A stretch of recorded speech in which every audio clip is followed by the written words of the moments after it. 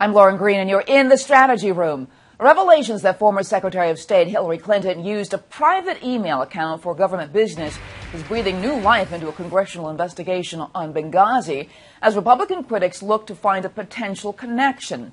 Joining us to discuss are political strategists Brad Blakeman and Joe Lestingi. Welcome to you both. Thank you. Thanks for having us. Brad, let me start with you. So is there more to this story than initially thought? Oh, you bet. This is an exclusive use of private email for government use by the head of the Department of State, the Secretary of State herself. She's charged with record keeping not only for herself but for her agency.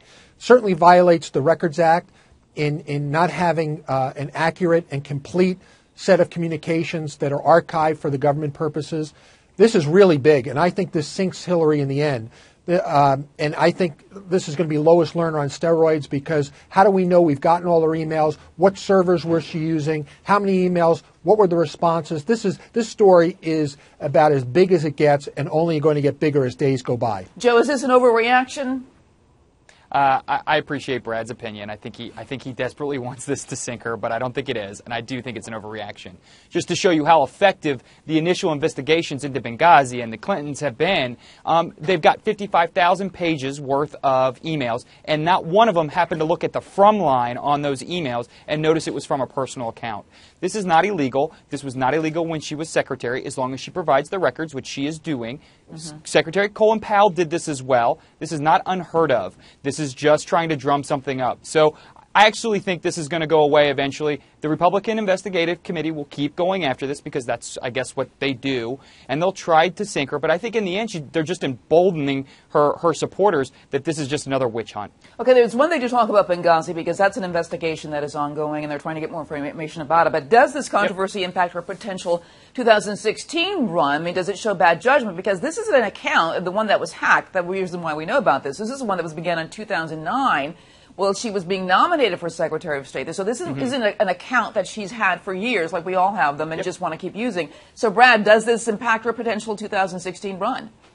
There's no doubt about it. I think she's done. And here's the reason. When I was in the White House as a member of a president's senior staff, we were told you can't have personal communication on a government email. And all government email must be archived. And if you commingle the two, you're going to be in trouble. You're going to be fired. And it also opens you up to a personal investigation for all your personal emails if you commingle them. The fact is, Colin Powell had a private email. It was incidental to his government business and his government email. Hillary never had a government email. She orchestrated a private email to do public work. She works for the people, responsible to the people, not the other way around. So the Clintons' whole method of operation is, do as I say, not as I do. We make the rules. We don't follow the rules. And this one's going to come back to bite her big time. Yeah, Joe, answer that, because I think that's an important point. She didn't have a government account.